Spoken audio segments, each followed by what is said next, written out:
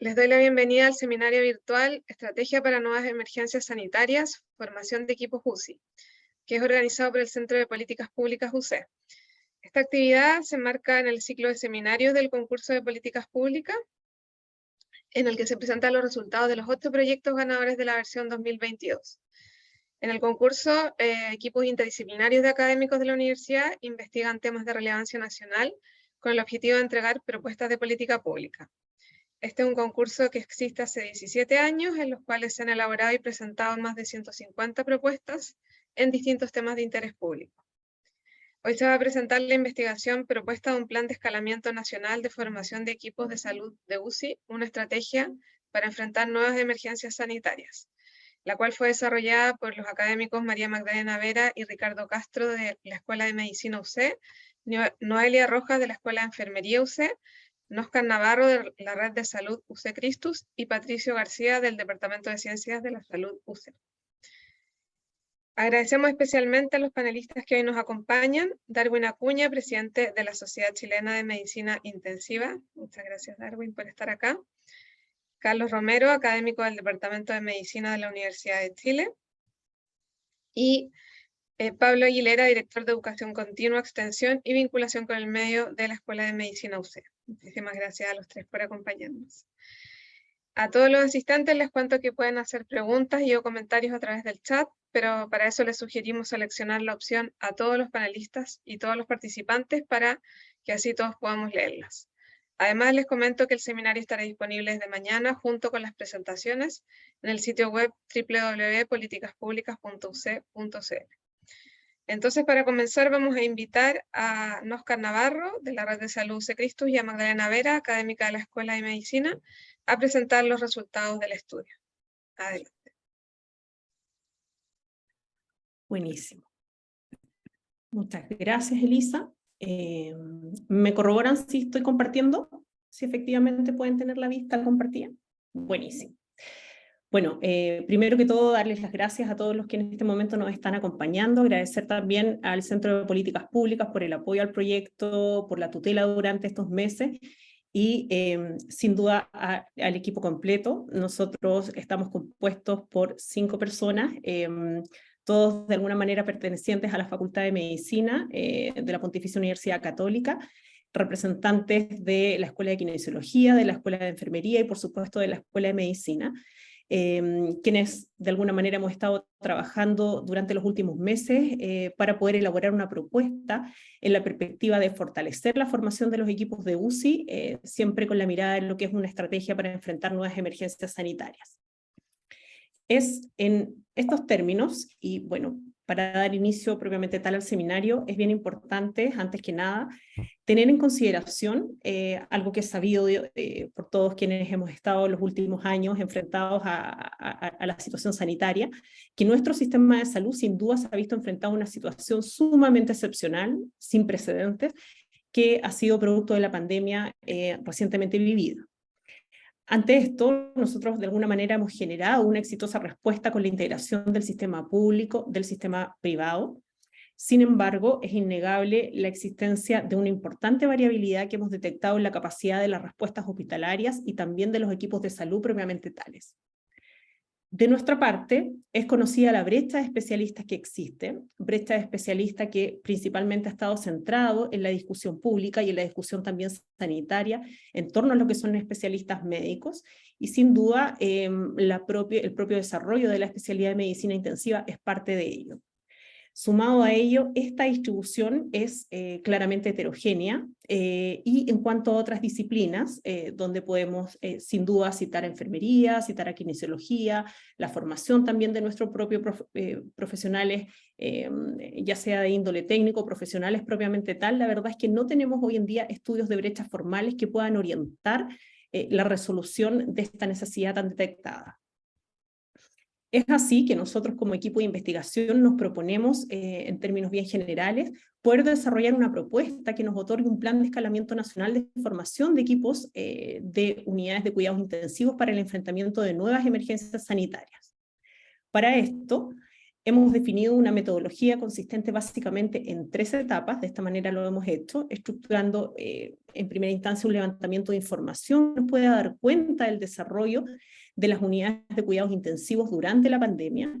Hemos ido a explorar de alguna manera la infraestructura con la que contábamos, con la que contamos hoy en día también, cómo están compuestos nuestros equipos clínicos de las unidades de cuidados intensivos y también cómo de alguna manera se ha ido organizando. Para ello, vamos a revisar poco a poco el detalle, pero nos hemos valido de una serie de metodologías basadas en encuestas, revisión de los datos de camas con los que contábamos a nivel nacional, entrevistas en profundidad y también una serie de talleres que nos fueron dando el sustrato para finalmente poder llegar a algunas propuestas que plantear en este seminario y a través de todo el trabajo.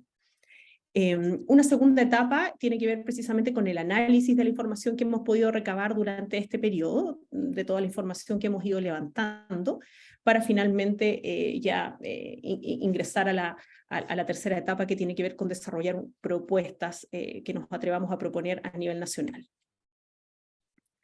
Parte de los resultados que le mencionábamos tiene que ver con la información que nosotros pudimos recolectar en esta primera etapa. Es así, es innegable la importancia, también es algo que nosotros hemos ido de a poco fijando en el camino que hemos recorrido este año, conocer, indagar cuál ha sido la evolución de las camas de unidades de cuidados intensivos adultos durante la pandemia, con la perspectiva, por supuesto, anterior a ella y a los datos actuales que nosotros tenemos. Es así que nosotros podemos ver, por ejemplo, acá, que era el año 2020, donde pensamos que probablemente era el pic de la pandemia, logramos llegar como cuerpo de unidad de cuidados intensivos a 3.001 camas a nivel nacional.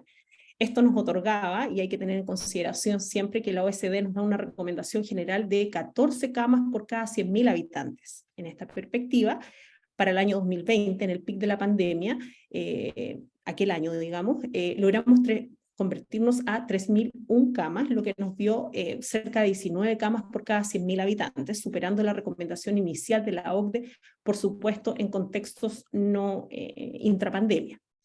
No obstante, en el año 2021, ustedes pueden ver que el alza de las camas a las cuales nosotros tuvimos que responder para poder dar cuenta de esta demanda que estábamos teniendo como sistema de salud, llegamos cercano a las 4.500 camas, dotando de alguna manera a nivel nacional con 28,5 camas, y esto mucho más acentuado, por supuesto, cuando se analizan estos datos a nivel regional. Ahora, actualmente nosotros podemos decir que nuestro número de camas actuales, ustedes pueden ver que efectivamente ha involucionado, llegando a 1.766 camas, y ya cercanos a lo que son 11 camas por cada 100.000 habitantes. Hoy en día nuestras unidades de cuidados intensivos están compuestas de una mixtura que reúne a las unidades de cuidados intensivos públicas y privadas, y como ustedes pueden ver en este mapa que nos ayuda a entender de alguna manera la heterogeneidad de la distribución de estas camas, solo entendiendo, digamos, el concepto de cama y todavía sin integrar lo que involucra a nuestros equipos clínicos que acompañan estas camas. Asimismo, parte de la información que nosotros logramos levantar nos dio cuenta de que de alguna manera teníamos una carencia en la trazabilidad de los equipos que brindaron la atención durante los pics de nuestra pandemia, con algún nivel de carencia de los datos a nivel central, y sin conocer del todo ni la formación ni la experiencia que acompañaron a los profesionales y técnicos que estuvieron en la atención de pandemia. Es por ello que parte, digamos, de la metodología que utilizamos fue lograr caracterizar los equipos clínicos que hoy día habitan en las unidades de cuidados intensivos, intentando trazar de alguna manera cómo ellos se comportaron, quiénes permanecen y cuál ha sido la trayectoria profesional de quienes, insisto, habitan hoy en día las unidades de cuidados intensivos. Para esto, nosotros, bueno, generamos una encuesta nacional propia, hicimos una aplicación lo más transversal que de alguna manera nosotros logramos. Tuvimos cerca de 2.070 personas encuestadas en el periodo con un corte transversal que fue desde mayo hasta agosto de este año. Ustedes pueden ver acá la distribución. En ella pudimos levantar de alguna manera la ubicación geográfica, el número de camas al que ellos estaban atendiendo, sus dotaciones de personal, la población que atiende y caracterizar de alguna manera su distribución en términos de estamento, años de experiencia y lo que más nos interesaba, por supuesto, la formación con la que ellos contaban.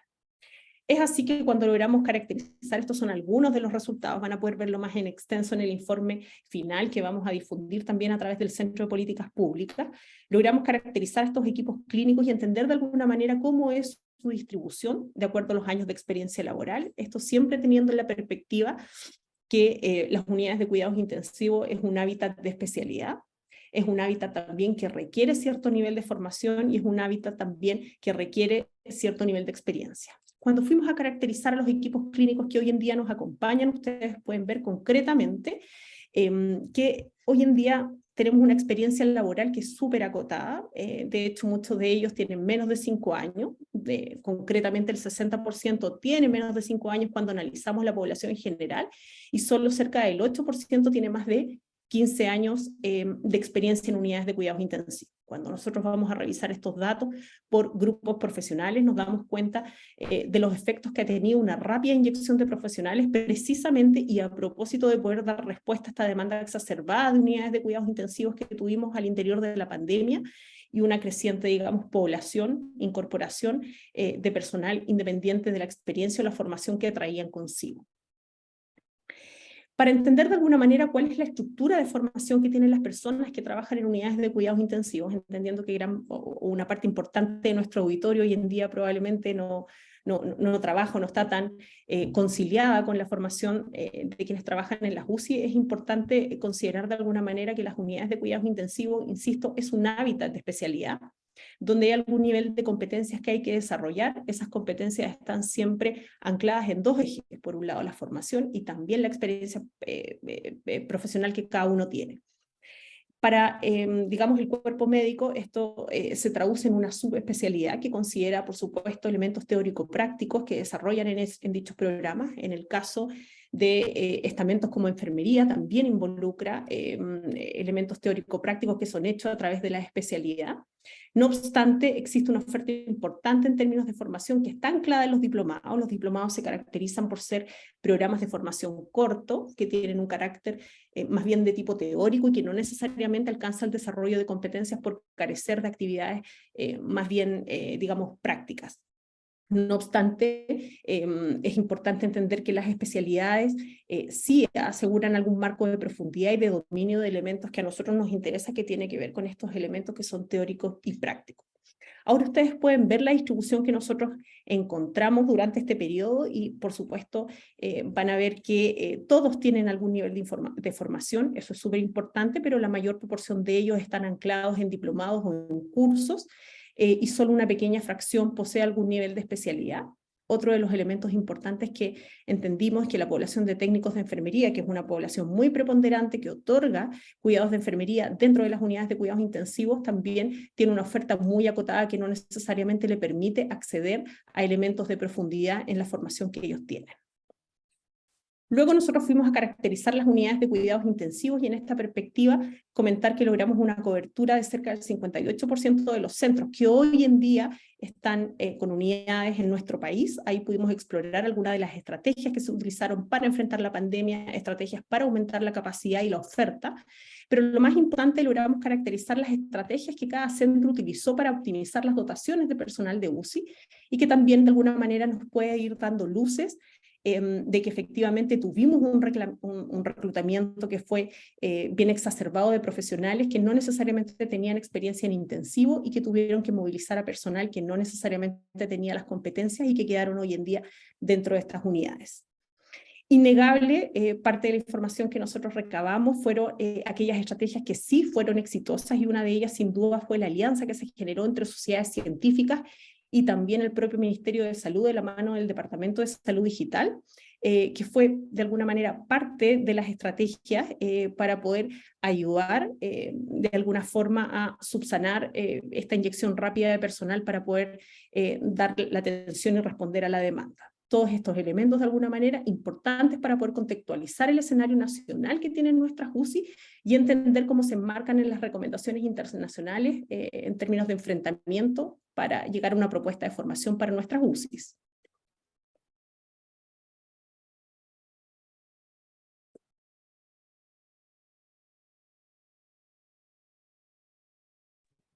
Está silenciada, Magdalena. Perdón. Buenas tardes. La segunda parte de esta presentación vamos a mostrar un poquitito las estrategias que han sido publicadas y que se han llevado a cabo a nivel de Latinoamérica, ¿no es cierto?, en términos del manejo y el control de la pandemia. Y aquí en general podemos decir que las intervenciones en Latinoamérica más bien estuvieron sujetas, muchas de ellas, a las estructuras de cada país, donde presentaron grandes desafíos, como por ejemplo fragmentación en cada uno de los países, falta de capacidades institucionales, falta de capacidades del personal. Por otro lado también surgieron debilidades, ¿no es cierto?, en la gran mayoría de los lugares, entre ellas las más características tenían que ver con debilidades en el liderazgo y debilidades en la coordinación. Por otra parte, se describió una politización de las actividades de respuesta, que no necesariamente es malo, sin embargo, puede dejar de lado, ¿no es cierto?, una visión muy importante y que puede ayudar a dar una buena respuesta en términos, ¿no es cierto?, de política pública. Y finalmente, se pudo ver que existían grandes diferencias en la capacidad de respuesta que tuvo finalmente cada uno de los países. ¿Puedes avanzar, Oscar? La siguiente.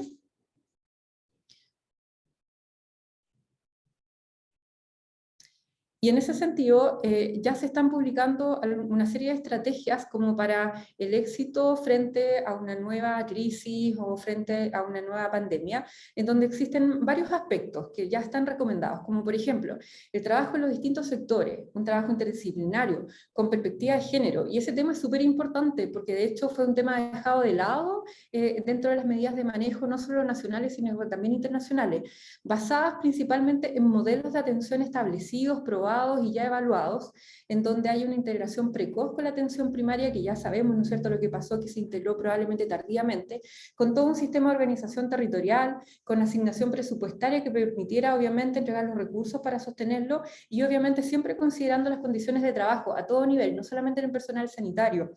Tenemos que recordar que las tasas de burnout, ¿no es cierto?, son bastante altas y probablemente tienen que ver con que se pasaron de los límites preestablecidos en términos de cada uno de los actores que participaron en esto. La siguiente. Y es así como también, adicionalmente a las estrategias, también existen algunas otras capacidades que tienen que tener los distintos países o los gobiernos, ¿no es cierto?, como para poder permitir que puedan desarrollarse de buena forma. Y uno de ellos tiene que ver con la capacidad de evaluación.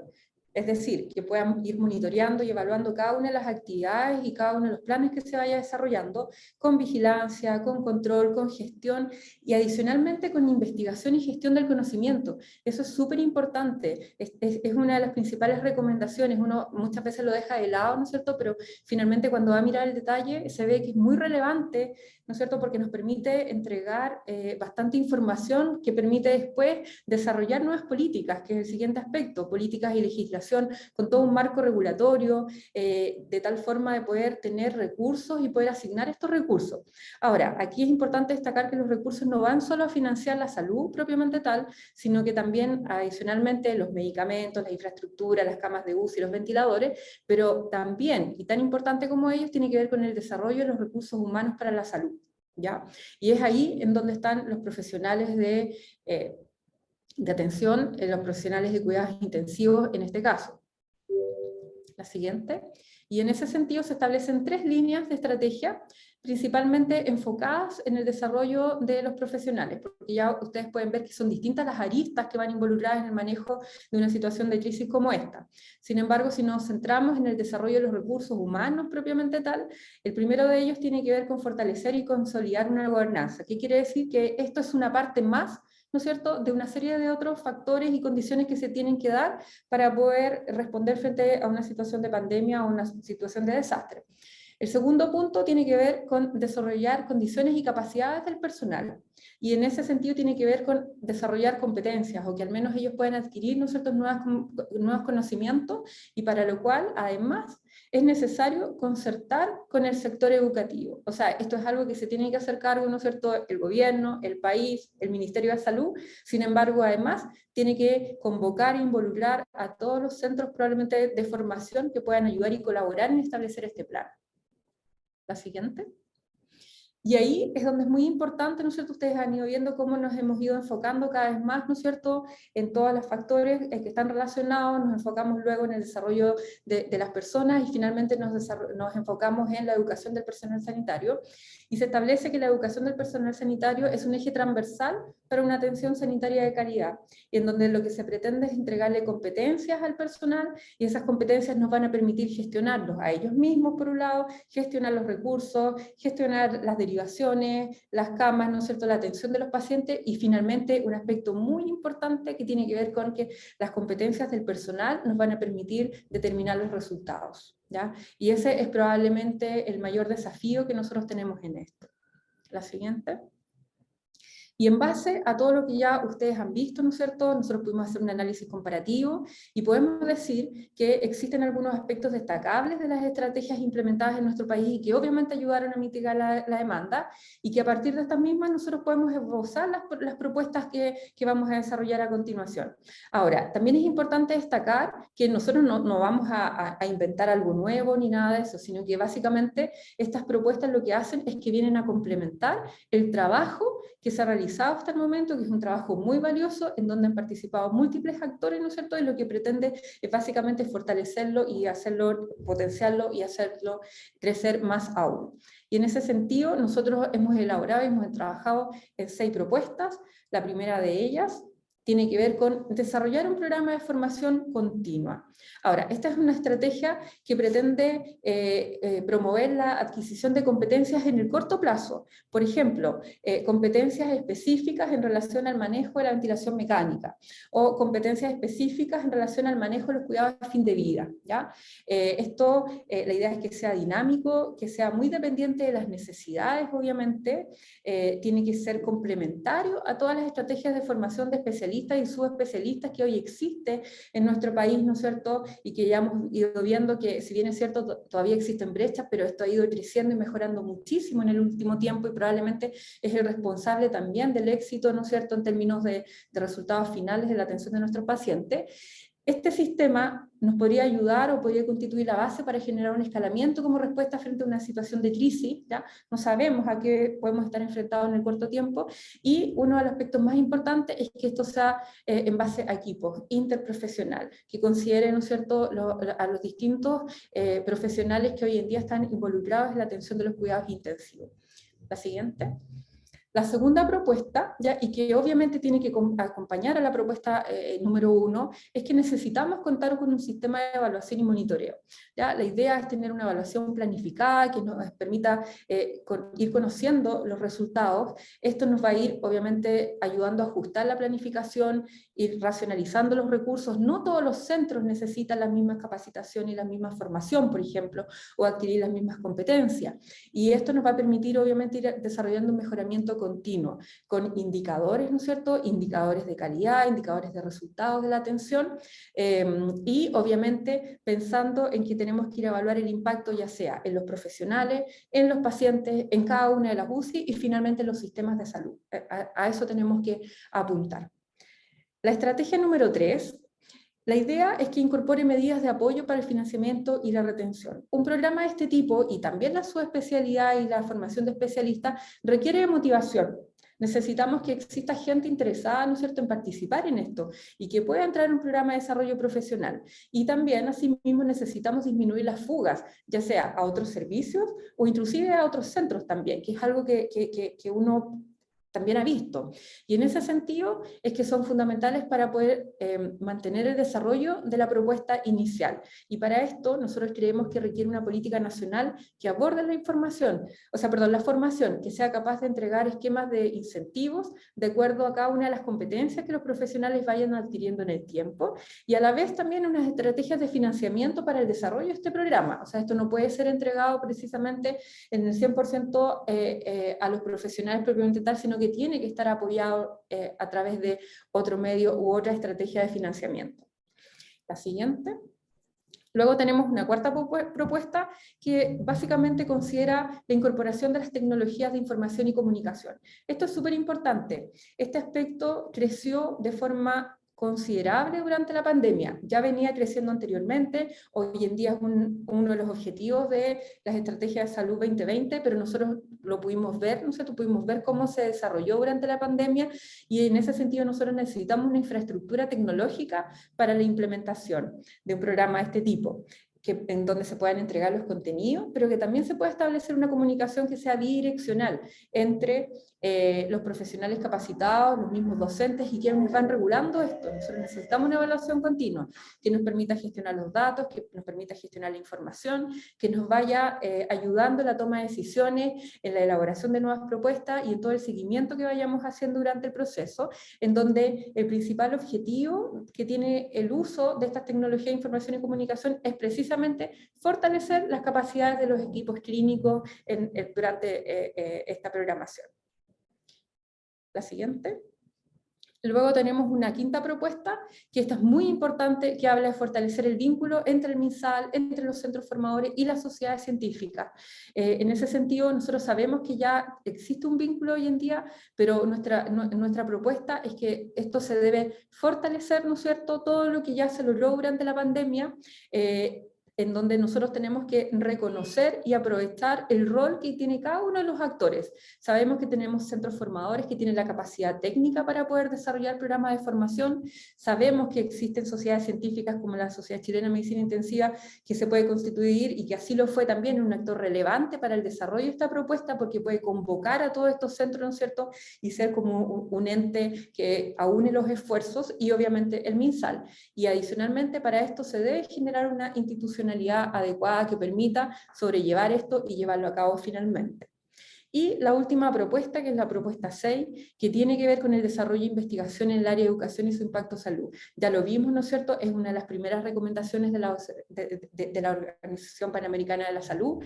Debe ser paralela a la implementación de las medidas descritas, tiene que existir un desarrollo colaborativo con el MinSal a través de fondos concursables, de la NID u otro, con focos en las metodologías.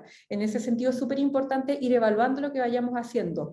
Eso nos permitiría, por ejemplo, establecer qué centros requieren alguna prioridad en base a los resultados que ellos vayan teniendo, aspectos que ya se hicieron de gran forma durante la pandemia, pero que obviamente los podemos mejorar.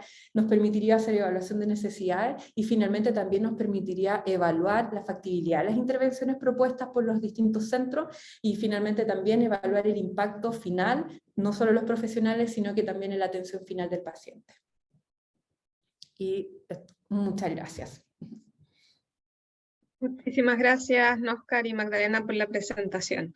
Entonces ahora vamos a dar inicio al panel de comentarios. Les cuento que los invitados tuvieron acceso al informe final del estudio con anticipación, y ahora les vamos a dar 8 minutos para que puedan exponer sus comentarios sobre los resultados y las propuestas elaboradas por el equipo de investigación.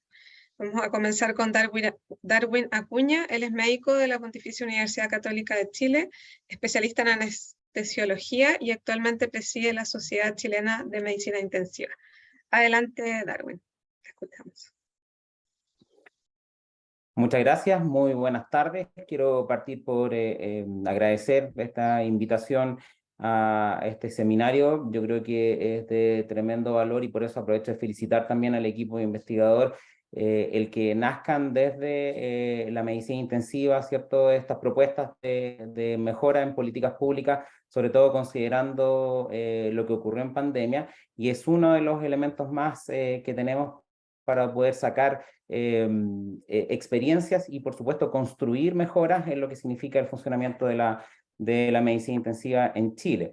Y al respecto, bueno, los que estuvimos involucrados en pandemia, sabemos cómo se constituyó, ¿cierto? A nosotros nos tocó como Sociedad Chilena de Medicina Intensiva participar muy de cerca con el MinSal, no solo en lo que se refería a Magdalena acerca de y Nóscar acerca de lo que fue el trabajo de educación durante este tiempo, sino también a la articulación de las camas de crítica y el monitoreo que hubo durante ese tiempo.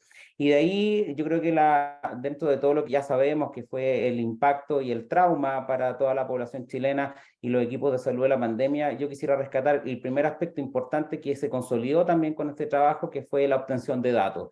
Fue una excelente oportunidad para poder obtener números que no teníamos previamente y tal como lo publica el informe, solo teníamos algunos antecedentes acerca de las camas críticas y de lo que había previamente a la pandemia. Sin embargo, el saber a través inicialmente de la encuesta que se diseñó desde la Sociedad Chilena de Medicina Intensiva y luego la consolidación de datos desde MinSal nos permitió poder saber cuántas camas teníamos, cómo se fueron escalando y desescalando en el tiempo y por supuesto cómo podíamos instalarlas en las distintas partes según necesidad. Lo que sí faltaba y que obviamente era un tema que costó, digamos, sacar datos fue acerca del personal, que se fue construyendo de a poco y que obviamente también tenía un tremendo impacto, teniendo miles de funcionarios que fueron incorporados a nuestras unidades críticas a trabajar. El tema después fue el desescalamiento, que también fue progresivo, pero muy brusco. De hecho, fue yo diría, uno también de los problemas que se puede haber producido durante la última etapa, ¿cierto?, del impacto en las camas críticas, que fue a fines del 2021, donde finalmente no se necesitaron tener tantos espacios dedicados a paciente crítico y ahí tuvimos que sufrir, ¿cierto?, la pérdida de muchos de los funcionarios que estuvieron con nosotros. Y ahí también es importante para lo que pudiera venir eventualmente frente a otra crisis como esta, es que desaparecieron muchos de ellos, ¿cierto?, que se capacitaron en su momento también durante el proceso de escalamiento de cama y que claramente es un personal y un recurso humano que se perdió. De hecho, también hubieron críticas desde muchas unidades que se crearon exclusivamente para la pandemia y de espacios que se consolidaron durante esos 2 años y que por decisiones de políticas públicas o de gubernamentales tuvieron que salir, ¿cierto?, del funcionamiento, dejando a población que también estaba haciendo uso de esas camas críticas sin este beneficio. Por lo tanto, yo creo que también dentro de la construcción de lo que ha sido, ¿cierto?, el funcionamiento de estas camas durante el tiempo de pandemia, el análisis de este personal que ya no está, que se incorporó y que es potencialmente, ¿cierto?, una ayuda durante este tiempo, es importante no dejarlo de lado y considerarlo. Ahora, desde el punto de vista de las camas, nos tocó también discutir en algún momento a través de un seminario y de una discusión en algunos eventos de Xochimilco. También es importante considerar en el fondo cuáles son las condiciones que van a generar que tengamos más o menos camas, digamos, y ahí obviamente hay que hacerse hartas preguntas en relación a si nosotros queremos llegar, por ejemplo, al estándar OCDE de 14.8, casi 15 camas por 100.000 habitantes, y si es así, cuáles son las condiciones. Hay que considerar que, desde el punto de vista geográfico, por ejemplo, nuestro país es bastante accidentado, entre comillas, por lo tanto tenemos que saber dónde vamos a localizar las camas de UCI y si realmente las vamos a agrupar en algunas zonas especiales, como por ejemplo grandes ciudades, o las vamos a distribuir, como pasó durante la pandemia, en lugares más alejados, teniendo, por ejemplo, nuevas UCI en lugares tan apartados como Puerto Natales, por ejemplo. Entonces, y eso tiene que ver también con decisiones que son de políticas públicas y decisiones gubernamentales que tienen que ver con el presupuesto. El gobierno anterior, en el proyecto del presupuesto del 2022, planteó el llegar a 9.52 camas de UCI públicas por 100.000 habitantes, y para ello la idea era destinar recursos aumentados, ¿cierto?, para poder generar hasta 30.000 cargos que tienen que ver con complejización de camas. Y ahí también, en el fondo, hay un impacto importante, porque el proyecto consideraba complejizar camas básicas a camas de unidades de paciente crítico, y obviamente hay ahí también una gran cantidad de personal que en el fondo probablemente si eso se concreta en el tiempo, tiene que ser destinado, ¿cierto?, a unidades de paciente crítico con todo lo que eso impacta, ¿cierto?, y considera desde este proyecto, ¿cierto?, de educación de personal. Obviamente también yo creo que el tema del equipo de salud es tremendamente relevante. Yo creo que en la pandemia vimos cómo funcionaba el equipo de salud, no solo en cuanto al desempeño, que obviamente estaba estresado, donde era difícil medir la calidad de la atención, ¿cierto?, por toda la gran cantidad de camas, muchas veces con personal que al principio no era muy idóneo, que se fue tratando de capacitar, pero que evidentemente no era personal especialista. Y por otro lado también todo el impacto que tuvo en la salud mental, ¿cierto? Que es algo que, al igual como fue todo este problema de de equidad, ¿cierto?, de género y consideración, ¿cierto?, de algunos aspectos en ese sentido. La salud mental fue algo que, si bien tratamos de incorporar, pudimos medir tal vez el burnout, pero no pudimos un poco intervenir en ese problema. Y eso también obviamente que es una situación que hay que considerar en los equipos de salud.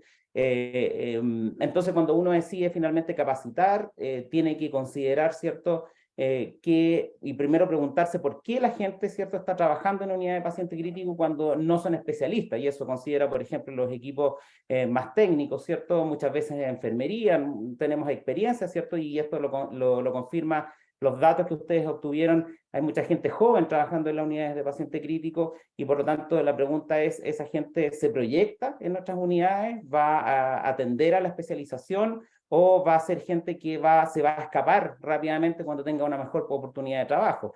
Y ahí obviamente también uno considera ciertos aspectos generacionales que pueden hacer que algunas personas salgan de la UCI y vayan a otros lugares solo por el interés del tipo de trabajo, los horarios, la remuneración, etc.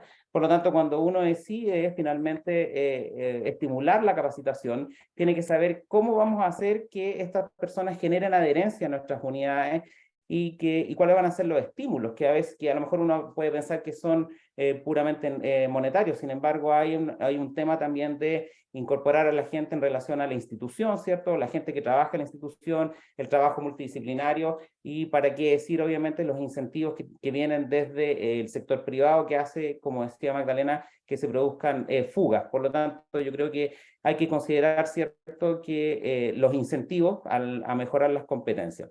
Finalmente, yo creo que esto es un desafío. Yo creo que este es un tremendo inicio, y la posibilidad de poder discutirlo siempre es muy provechoso. Hay mucho trabajo por hacer. Yo creo que de todas maneras, tanto la pandemia que nos generó datos y la posibilidad que tuvieron ustedes de poder también complementar estos datos nos permiten poder enfrentarnos a este desafío.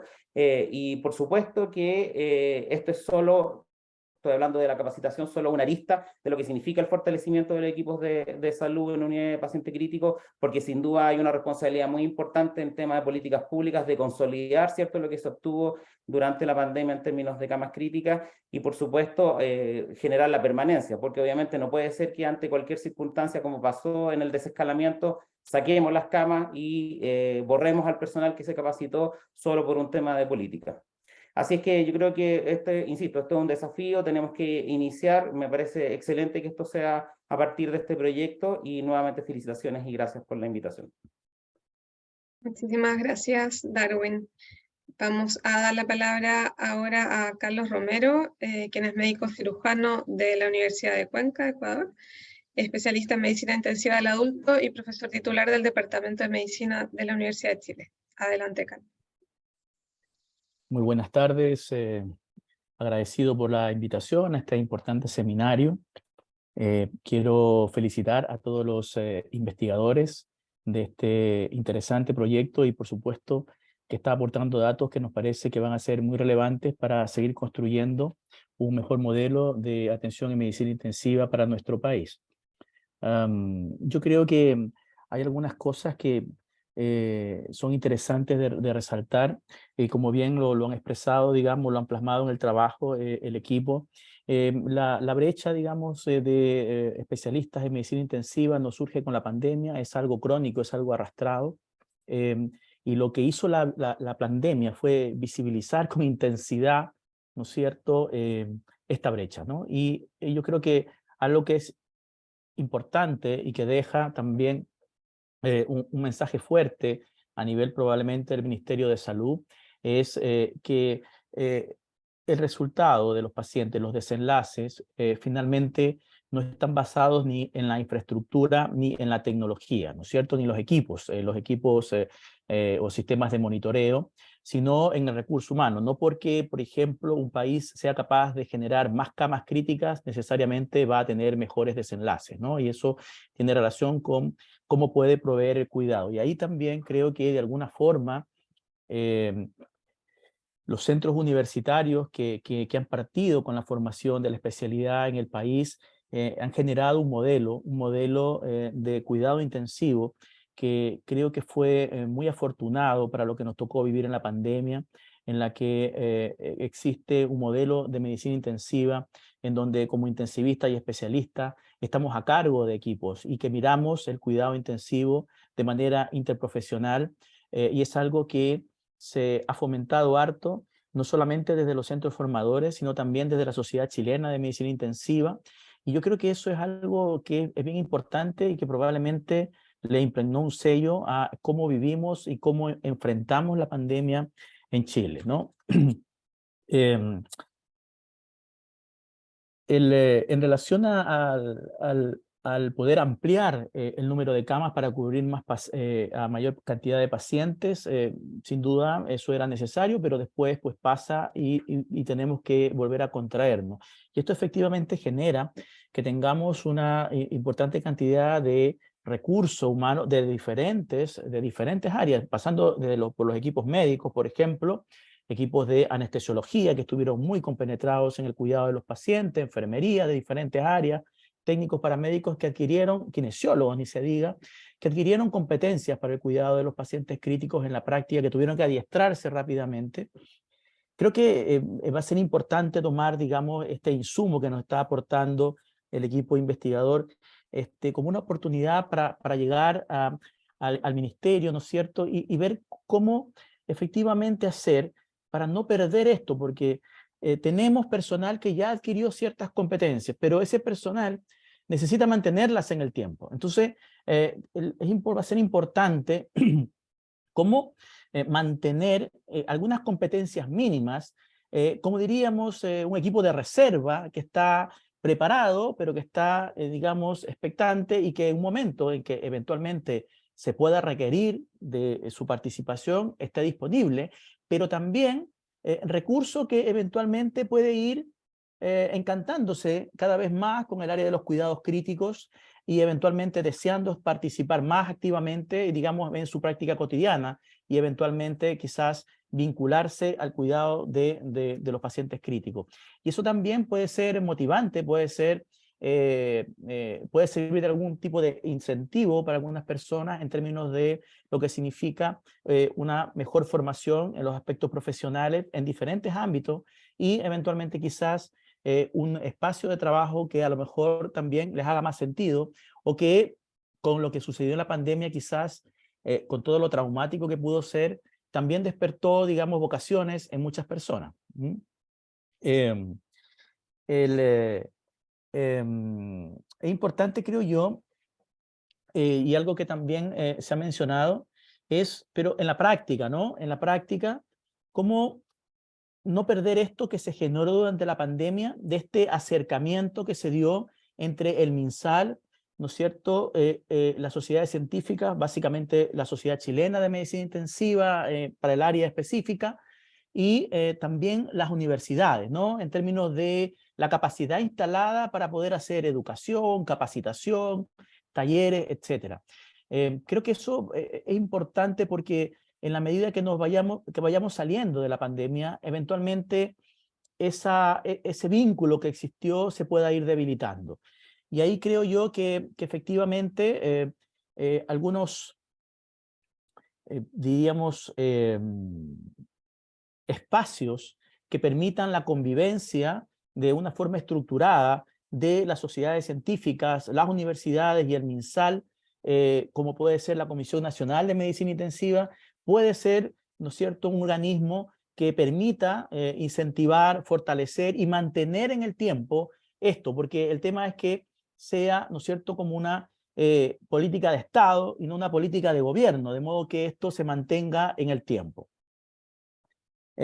Finalmente, digamos, me gustaría comentar que ahora que tenemos este insumo, que me parece extremadamente relevante el poder de alguna forma haber caracterizado y tener información en donde había estimaciones, muchas veces un poquito o bastante imprecisas, ¿cierto? Y poder tener esta información en términos de la caracterización del personal que hoy tenemos en las unidades, de la formación que tiene ese personal, pero con datos ahora concretos, ¿no es cierto?, dentro de las unidades, va a permitir focalizar de mejor forma en donde tenemos que aplicar, ¿no es cierto?, algunas herramientas o instrumentos que van a tener que ser diferenciados en términos de los diferentes estamentos y con los objetivos que queramos alcanzar. Entonces, creo que, en definitiva, debemos propender con este insumo a tratar de mantener este vínculo que existe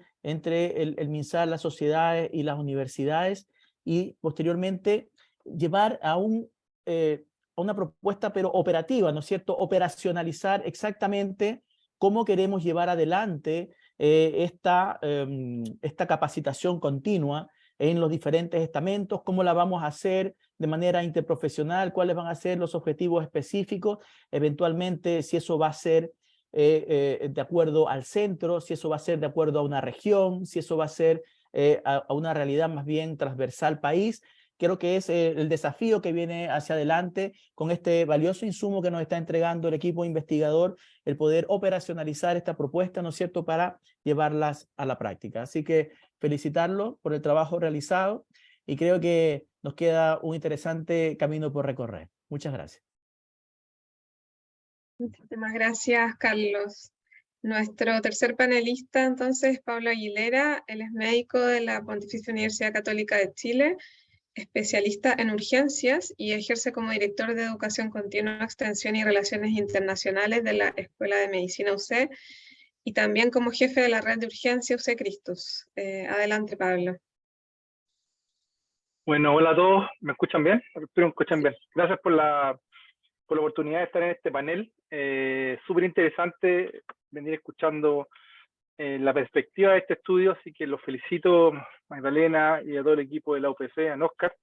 Creo que este es un tema súper relevante. Creo que nuestro país se puso a prueba en lo que fue la pandemia, en esta área de emergencias, que la unidad de cuidados críticos siempre son unidades, al igual que la urgencia, que es lo que también yo vivo en el día a día, altamente estresadas cuando tenemos situaciones complejas de manejo de pacientes, ¿ya? Quiero felicitar básicamente al personal, sobre todo que estuvo ahí trabajando a full durante todo este periodo de tiempo, en donde sabemos que para muchos les cambió la vida, desde el punto de vista de lo que quiso hacer o a lo que se quería dedicar desde el punto de vista profesional y lo que fue la pospandemia. Por lo tanto, yo creo que este aprendizaje en el fragor de la batalla, digo yo, y después ahora en la posguerra, entre comillas, sí, generó un impacto muy importante en nuestras personas y en nuestros profesionales de la salud. Y en esta parte, desde ahí es donde la educación continua, creo yo, tiene un rol trascendental. Y aquí, ¿cómo poder coordinar este elemento del desafío? Educación continua, entendiéndolo ahora como lo que es el lifelong learning, como educación del adulto, perdonen el anglicismo, que básicamente es cómo nos entrenamos de aquí en adelante y que ese entrenamiento propio, y esto a nivel transversal, no es solo medicina intensiva, tenga un sentido en nuestras carreras, tenga cierto grado de reconocimiento y a la vez tenga la posibilidad yo de todo lo que haga ir sumando en mi vida profesional. Y ahí está el desafío que hoy día todos los grupos tenemos, como lo dijo por ahí el doctor Romero, las sociedades, los grupos universitarios tenemos una responsabilidad ingente, ahí gigantesca, en cómo poder manifestarlo y cómo poder transmitir esta necesidad. Yo creo que aquí un ejemplo claro que se dio que durante la pandemia, y esto liderado por equipos de la gente de medicina intensiva y también de otros departamentos, lograron generar estas capacitaciones que fueron flash para todo el país, teniendo miles de personas conectadas al mismo tiempo en estas actividades que, insisto, fueron, la palabra no es improvisada, pero fueron desarrolladas con la velocidad que la contingencia necesitaba para poder capacitar a un sinnúmero de profesionales de la salud, técnicos y personas que estaban en ese minuto queriendo aportar y ayudar a nivel de cuidados críticos. ¿Qué pasó con eso? Ese es el tema, digamos. ¿Qué hacemos con eso a futuro? ¿Qué hacemos como universidades para que esto se mantenga y para nuestros profesionales sea una ganancia? ¿Ya? La educación continua hoy en día, la pandemia nos enseñó que puede ser a distancia. Yo creo que ya se quedaron los paradigmas. La preocupación previa, y esto yo creo que lo vivimos la gente que nos hemos educado y que educamos, antiguamente plantear un curso 100% online sonaba un poquito descabellado, digamos. Decíamos cuál va a ser la recepción de nuestros médicos o de nuestro personal de la salud que estaba acostumbrado a los diplomados presenciales, prácticos. Hoy en día vemos que esa perspectiva ha venido cambiando y que la gente cada vez más es pro a poder aventurarse hacia experiencias 100% online. Y también hay muchos grupos trabajando en cómo transferir competencias, que es otro de los temas complicados de la educación virtual, para poder realmente establecer un buen cuidado a los pacientes, sobre todo las especialidades que tienen procedimientos en su día a día. Entonces, creo yo que aquí el desafío es súper bonito.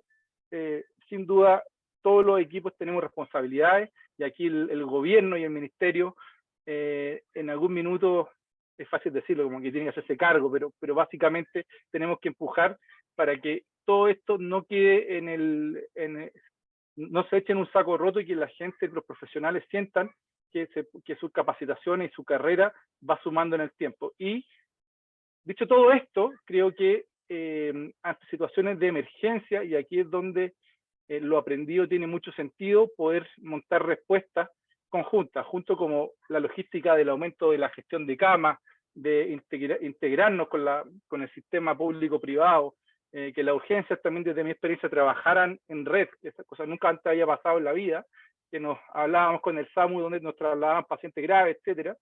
Esto también se genere a nivel de la formación de la docencia, y que en situaciones como esa logremos, entre todos los grupos universitarios, a través de las sociedades, o ya sea diversas educaciones continuas, poder generar este material que sin duda fue crucial para el correcto manejo, sobre todo al nivel de los cuidados intensivos, ¿ya?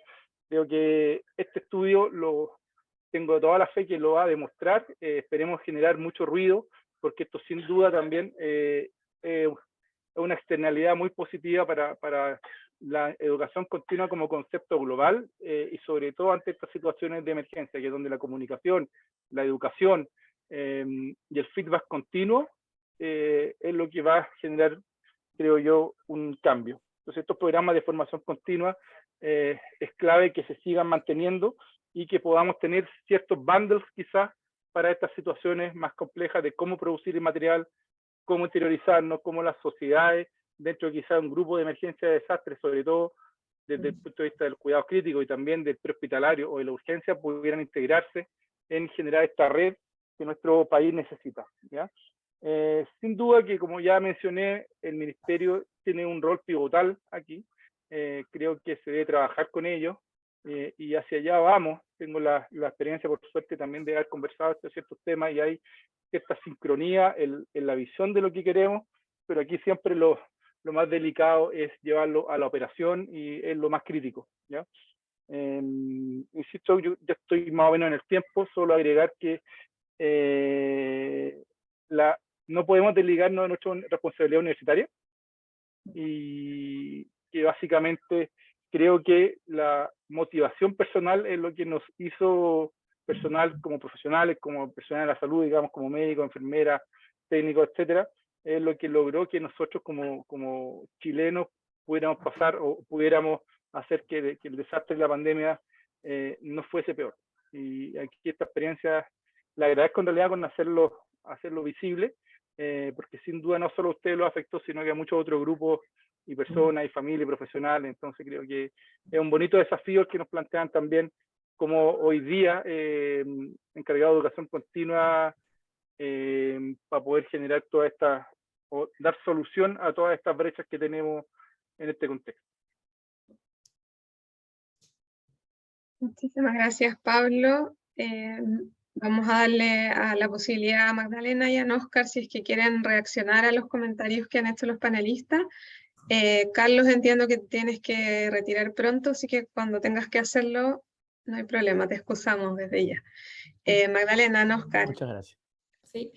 Bueno, muchas gracias. Primero que todo, agradecer los comentarios. Yo creo que todos los que estamos aquí presentes vivimos esto muy desde dentro, y parte de este proyecto surge también de la añoranza en que todo lo trabajado y todo el esfuerzo realizado, ¿no es cierto?, no se pierda, ¿ya? Que todos estos vínculos que ya se lograron, que todo este trabajo que se realizó no se pierda, ¿ya? Yo creo que esa es la principal motivación de este proyecto, ¿ya? Y por eso que hemos ido convocando, ¿no es cierto?, a distintos actores, por eso que hoy día están ustedes acá también, porque sabemos que ustedes tienen un rol importante en esto, y que obviamente podemos colaborar y podemos trabajar en conjunto, ¿no es cierto? Y prepararnos para una, ojalá que no sea, pero estar preparados, ¿ya? Y ahí es por eso que nosotros efectivamente tuvimos un gran desafío de formación. Como lo mostró Óscar, se capacitaron muchos profesionales, ¿no es cierto? Tenemos una base de datos de más de 5.000 profesionales, ¿no es cierto?, que estuvieron con nosotros en esas capacitaciones. Sin embargo, hoy en día no sabemos dónde están, ¿ya? Probablemente muchos de ellos están trabajando en las UCI, pero otros grupos no tanto, ¿ya? Y ahí es donde es tan importante la trazabilidad y poder saber dónde están, poder buscar, ¿no es cierto?, sistemas de financiamiento. Por ahí efectivamente nos estaban preguntando cómo asegurar eso con los equipos de enfermería, por ejemplo. El tema del financiamiento en las especialidades y subespecialidades hoy día está muy desarrollado en los equipos médicos, ¿no es cierto? Sabemos que eso es así, está bien establecido. Hay concursos, no tanto para el resto de los profesionales que trabajan en la UCI. Entonces, es ahí donde están los desafíos, en poder sostener un programa de formación como este y que vaya obviamente acompañado de todos estos otros anexos que son súper importantes, tener datos, tener información, tener financiamiento, ¿no es cierto?, tener el vínculo con las distintas sociedades y con los distintos actores. Yo creo que ese es el principal desafío para lo que ya se realizó durante la pandemia, no se pierda y básicamente lo podamos fortalecer como intensivo. Sí, yo quisiera sumar, y bueno, por supuesto agradecer los comentarios de cada uno de los panelistas que hoy día nos acompañaron. Yo creo que el principal valor de este trabajo en particular tiene que ver, y yo creo que es un trabajo que tenemos que continuar haciéndolo todo el siguiente periodo que se nos viene encima. Acá hay una ventana de oportunidad tremendamente importante en términos de políticas públicas, y por eso, y lo digo bien honestamente, estamos muy agradecidos de haber puesto este tema en la discusión a través del Centro de Políticas Públicas. Este es un tema que muchos de los que elaboramos o habitamos las unidades de cuidados intensivos, la verdad es que venimos hace mucho rato pensándolo y rumiándolo. Pero acá hubo una oportunidad súper importante en términos del desarrollo de la pandemia, y esta especialidad que estaba tan invisibilizada, y cuando hablo de especialidad no hablo de la especialidad médica, sino en el fondo, entre medio tenemos que pensar en los kinesiólogos, los técnicos de enfermería, en las enfermeras. La verdad es que de repente aparecimos en la opinión pública y la sociedad civil, la sociedad académica completa, y también los que son tomadores de decisiones pudieron conectarse con la necesidad que existía en las unidades de cuidados intensivos y que había una brecha de formación de la cual también nos teníamos que hacer responsables. Hubo una respuesta rápida que fue inmersa en el desarrollo de la pandemia. No obstante, tenemos una responsabilidad en esa perspectiva de poder estructurar modelos de desarrollo, y acá vienen las diferentes propuestas que la doctora Vera puso a disposición de nosotros. Acá también hay algunos extractos más bien de todo lo que es el desarrollo del trabajo, precisamente en virtud de los tiempos comprometidos, pero tenemos un desafío conjunto de poner en marcha, de alguna manera, como bien decía el doctor Romero, poder operacionalizar un poco más esto, actualizar los protocolos de formación que hoy día sí existen.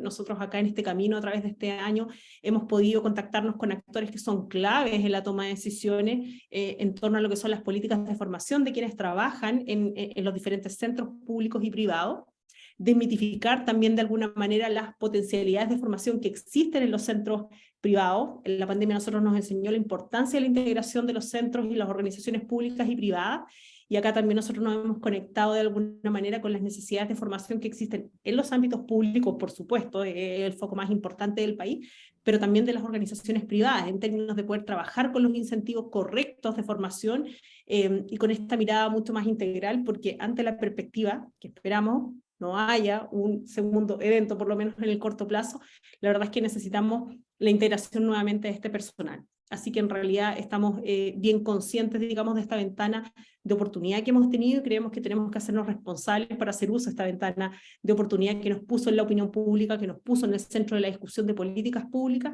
y poder subir estos temas que en principio conversábamos probablemente en espacios más de nicho, es decir, de quienes están conectados con la formación de profesionales y quienes laboran en las unidades de cuidados intensivos. Gracias, Óscar. Me gustaría hacerles una pregunta, quizás primero a los panelistas, y después si quieren complementar ustedes, respecto a cómo la factibilidad de implementar las propuestas que ustedes hacen. No sé, ahí lamentablemente no pudimos tener dentro del panel al ministerio, por razones de otros compromisos no nos pudieron acompañar, pero ¿cómo lo ven? Quizás, no sé, Darwin, partiendo por ti, que fuiste el primero a hablar. ¿Cómo ves qué posibles impedimentos o dificultades podría tener la implementación de esta propuesta? O por el contrario, ¿qué cosas podrían ayudar a que esto fuese factible de implementar? Yo creo que la última parte es lo que creo que tener un poquito más de certeza. Yo creo que tal como todos comentaron, hay cimientos importantes de lo que fue el trabajo de la pandemia, sobre todo en lo que en la colaboración de las universidades, la sociedad científica y el ministerio en la posibilidad real de educar, de hacer educación continua que se puede estructurar mejor y fortalecer. Yo creo que eso está, hay que aprovecharse, hay una herramienta súper potente en el hospital digital, por ejemplo, que nos puede ayudar mucho para ello, y por lo tanto yo creo que esos cimientos están y hay que considerarlo. Ahora yo creo que también, como en la mayoría de lo que ocurre con las políticas públicas, hay un tema de prioridades que determina sin duda el gobierno de turno, donde tiene que optar, ¿cierto?, dónde va a hincar el diente, perdonando lo coloquial, y poder decir, bueno, yo creo que esto es importante y ahora tenemos que trabajarlo y consolidarlo, o tal vez ahora que ya pasó la pandemia lo vamos a dejar un poquito durmiendo y nos vamos a dedicar a otros temas, digamos, y eso sin duda es algo que hay que explorar. Tal como decía el doctor Romero, nos tocó trabajar en la Comisión Nacional de Medicina Intensiva un poquito buscando esto mismo, ¿cierto?, explorando las prioridades que pudiera tener el gobierno y generando alguna información que pudiera ayudarnos. Lamentablemente ahora con el nuevo gobierno no hemos tenido la posibilidad de retomar un poco, salvo algunos encuentros muy puntuales, por lo tanto yo creo que es un tema pendiente, digamos, sin duda, el poder explorar, ¿cierto?, qué es lo que hay en los objetivos que se ha planteado este gobierno en relación a lo que es la medicina intensiva y cómo fortalecer el tema de camas críticas. En base a eso, yo creo que la aplicabilidad de esta propuesta va a tener mucho futuro considerando los cimientos y el proyecto que ya está, digamos. Gracias. Carlos, ¿quieres agregar? Sí, yo estoy completamente de acuerdo con lo que manifiesta Darwin. Yo estoy esperanzado en que esto se puede llevar a buen puerto, perdón. Ahora, tenemos el trabajo que ha hecho, digamos, un buen diagnóstico en términos de lo que está sucediendo actualmente, tenemos insumo ahí, y también están los lineamientos generales, digamos, de eventualmente cómo intervenir, ¿no es cierto?, para poder llevar adelante aquello. Entonces, creo que, no obstante, también es importante considerar que esto es un área muy amplia, ¿no? Y eventualmente uno no va a poder abarcar todo al mismo tiempo. Entonces creo que en términos de poder operacionalizar esto, yo creo que el vínculo todavía está ahí, digamos. También la pandemia ha servido para desmitificar desde el lado del ministerio la actitud o posición de las sociedades científicas y de las universidades al respecto, porque cuando fuimos convocados, digamos, en ambos ámbitos, estuvimos ahí, obviamente, porque esa es la función de la sociedad científica y de las universidades, pero históricamente no había existido tanto acercamiento. Así que esta pandemia también sirvió para eso, y ese vínculo es el que hay que mantenerlo. Creo que estamos en buen pie, en buen momento, tenemos los lineamientos, y ahora lo que habría que hacer es definir estratégicamente por dónde empezar, porque, digamos, como es un área muy grande, probablemente lo que haya que hacer es fragmentarla, ¿cierto?, para poder abordarla de alguna manera, porque cuando el tema es muy amplio, es difícil de abordarlo en todos sus aristas. Entonces, probablemente aquí lo que va a seguir, probablemente como un desafío, es establecer cuál es el área prioritaria, cuál es el modelo a aplicar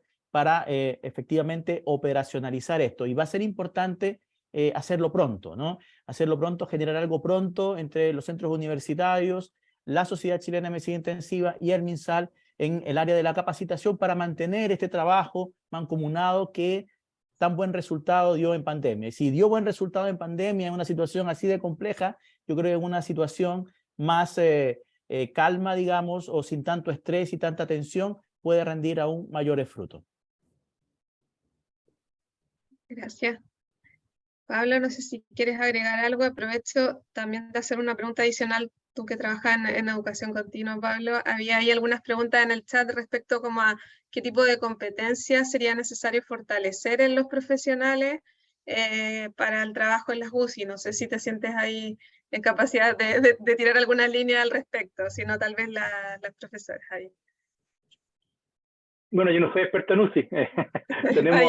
tenemos algo de formación en la especialidad, pero sin duda ellos son los indicados para decir qué tipo de competencia, pero básicamente hay ciertas líneas generales de manejo de ventilación mecánica, manejo del shock, manejo hemodinámico, este tipo de cosas, haciéndolo bien en resumen, pero mucho más profundo que eso.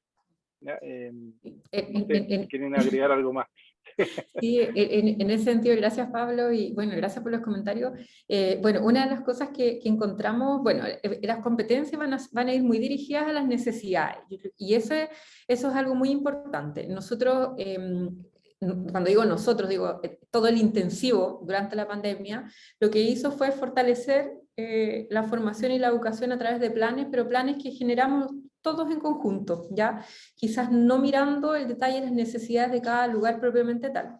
Ahora, después surgieron otras instancias en donde se fueron a evaluar específicamente algunos centros y algunos lugares y se trabajó con ellos dirigidamente, ¿ya? Ahora, lo que se busca en algo como esto es precisamente eso, que vaya dirigido, ¿no es cierto?, a las necesidades que tenga cada centro y cada grupo de profesionales.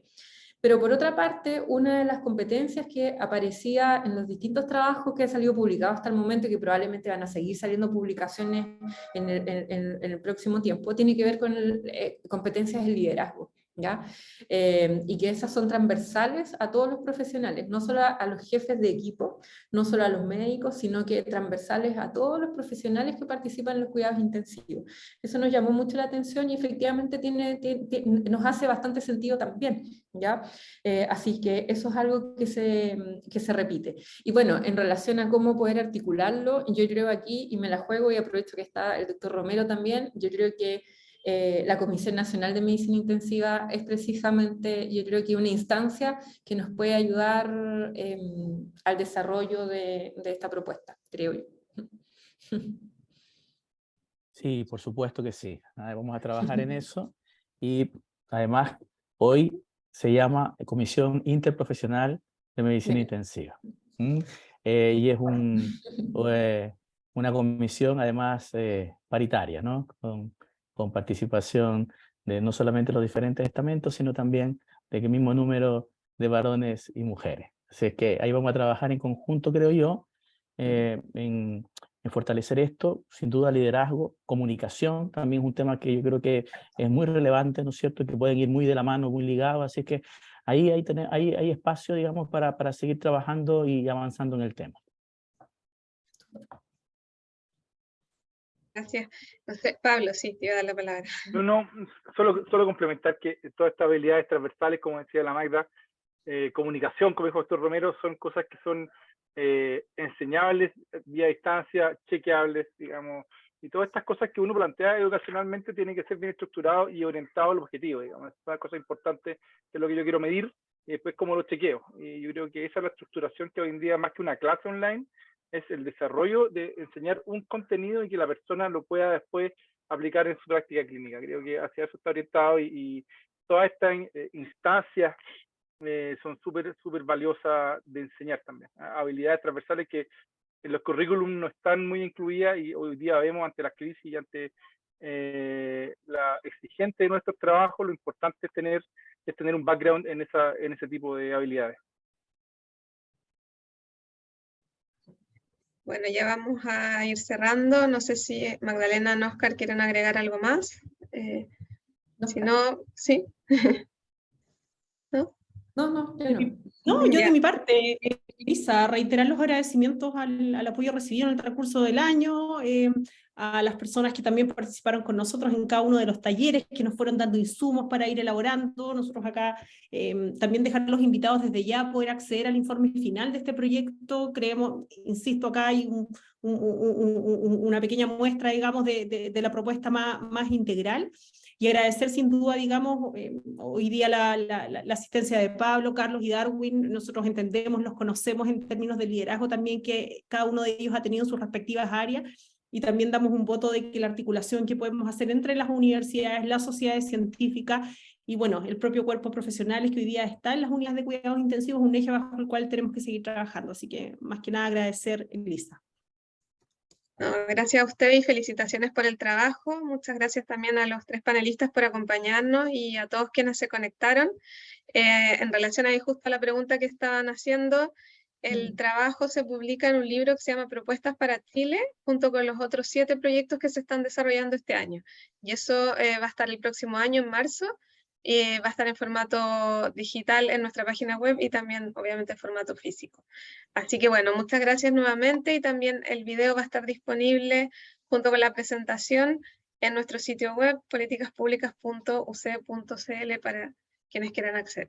Muchísimas gracias y que tengan una buena tarde. Muchas gracias por la No, invitación gracias, y que estén muy bien. felicitaciones por el Gracias. trabajo. Luego. Gracias. Muchas gracias, felicitaciones. Chao. Bye. Chao.